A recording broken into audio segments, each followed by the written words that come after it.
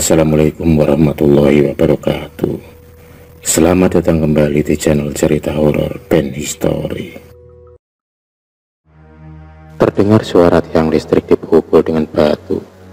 Jam menunjukkan pukul 00.05 di dinding kamarku. Suara itu tanda bagiku untuk keluar rumah dan berkumpul dengan bapak-bapak untuk melaksanakan kewajiban ronda. Kebetulan kegiatan ronda masih ada dan bertahan hingga sekarang di kampungku. Sebelum keluar, ku pakai jaketku, topi, dan sarung untuk mengurangi dinginnya malam itu. Serta tak lupa aku membawa tongkat kecil dari bambu sekitar 1 meter, sekedar untuk keamanan diri sekaligus untuk alat bantu memukul tiang listrik yang akan dilewati selama ronda nanti. Setelah aku mengunci pintu dan menutup pagar rumah, segeralah aku menuju ke pos ronda. Singkat cerita, aku pun sampai di pos. Setelah bersalaman dan menyapa satu sama lain, sambil berbincang-bincang sekaligus menggosip. Kemudian kami menunggu teman ronda lainnya yang belum datang. Selang beberapa menit kemudian, semuanya sudah lengkap. Kami sepakat untuk mengelilingi kampung kami. Di kampungku ada istilahnya uang jimpitan atau perelek untuk ronda, atau uang recehan yang ditaruh di wadah plastik atau botol plastik yang sudah dipotong pendek dan ditempatkan di pagar atau di tempat yang mudah diambil petugas ronda di setiap rumah. Jadi sambil berkeliling dan mengawasi keamanan, kita juga mengambil uang recehan tersebut dan nantinya akan disetorkan ke kas RT. Kampung kami masih lumayan banyak pohon, khususnya pohon mangga dan rambutan. Jadi kadang-kadang kalau musim buah sangat mengasihkan sambil ngeronda, ambil uang jimpitan sekaligus wisata kuliner buah-buahan. Kadang-kadang ada juga yang usil, berhenti di suatu rumah yang ada pohon rambutan atau mangganya untuk diambil dan dimakan sambil ngomong. Permisi ya Pak Bu, kami minta buahnya. Lalu ada bapak peronda yang lain ngomong, oh silakan ambil saja yang banyak ya. Padahal teman rumahnya lagi tidur. Dasar bapak-bapak iseng. Tapi itulah yang bikin aku kangen dan senang ikut ngeronda.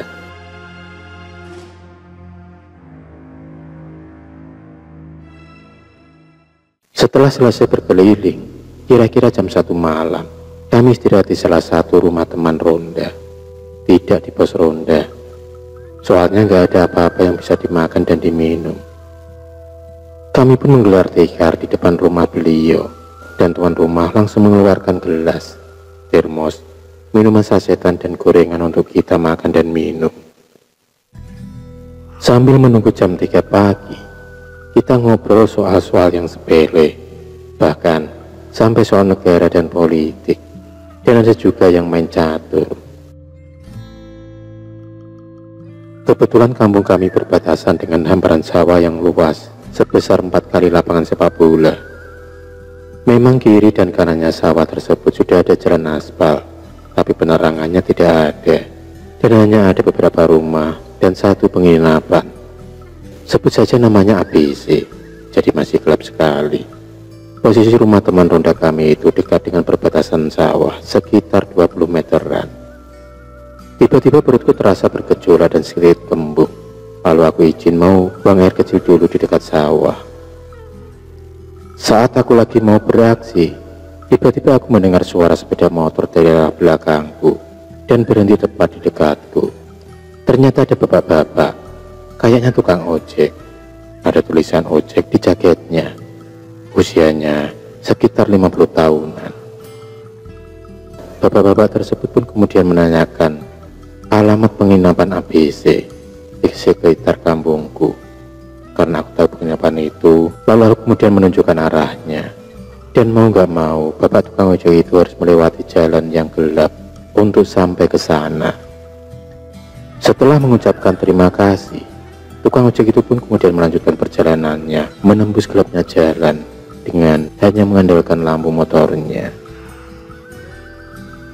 Jujur aku sendiri merasa heran, dan aku merasa ada hawa dingin yang tidak biasa. Hawa tersebut lebih dingin dari udara saat itu. dan aku merasa merinding. Saat aku melihat tukang ojek tersebut dari arah belakang atau boncengan beliau, kayaknya tarikan motornya kok agak berat, seperti membawa beban. Padahal dia sendirian. Karena perasaanku jadi nggak enak, aku segera kembali ke rumah temanku untuk berkumpul lagi.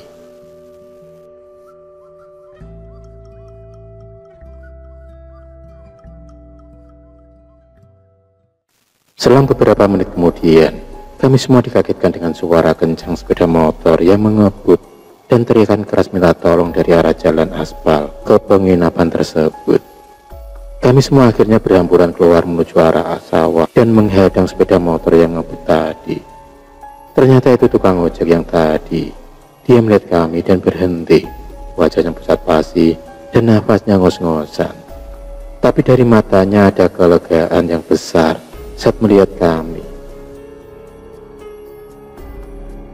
Akhirnya kami pun menuntun beliau dan sepeda motornya ke rumah temanku.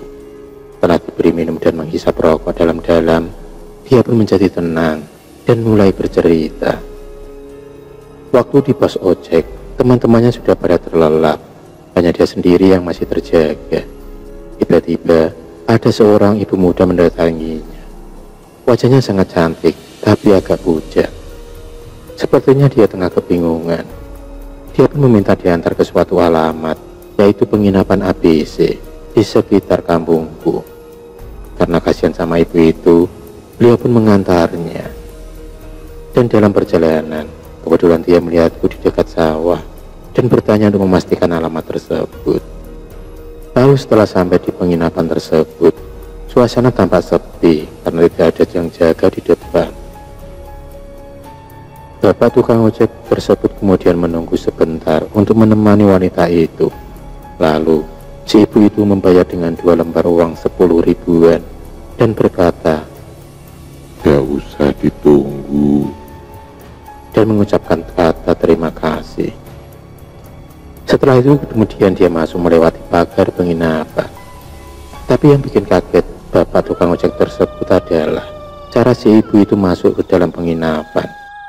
Ibu muda tersebut tembus melewati pagar penginapan yang tertutup dan terkunci, dan ia kemudian menghilang disertai suara tawa cekikikan. Akhirnya beliau pun sadar kalau yang diantar bukanlah manusia, dan dengan tergesa-gesa membalikan arah motornya ke arah jalan. Waktu bertemu denganku sambil ngebut dan teriak minta tolong, dan akhirnya beliau tersebut bertemu dengan kami. Bapak ojek tersebut kemudian lalu menunjukkan uang yang diterima dari wanita itu dari saku celananya, dan ternyata hanya ada 2 lembar daun, seperti daun nangka. Kagetlah kami semua. Lalu aku juga mengomentari cerita si tukang ojek tersebut, bahwa tadi pada saat berbicara dengannya, aku tidak melihat ibu itu, tapi perasaanku gak enak dan merinding, dan juga heran. Kayaknya tarikan motornya terlihat agak berat, seperti berboncengan. Akhirnya kami semua baru pulang jam 5 pagi. Bukan karena nungguin bapak tukang ojek yang masih ketakutan, tapi kami semua jadi ikut takut pulang ke rumah masing-masing. Oleh karena itu, kami menunggu suasana agak ramai dan terang sedikit. Akhir kalam, wassalamualaikum warahmatullahi wabarakatuh.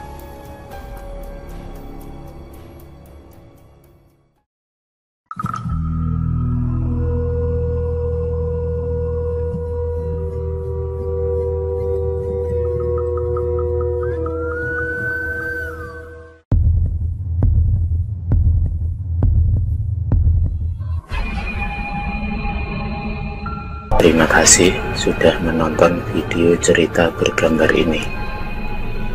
Klik subscribe untuk terus berlangganan video-video cerita bergambar selanjutnya. Semangat berkarya.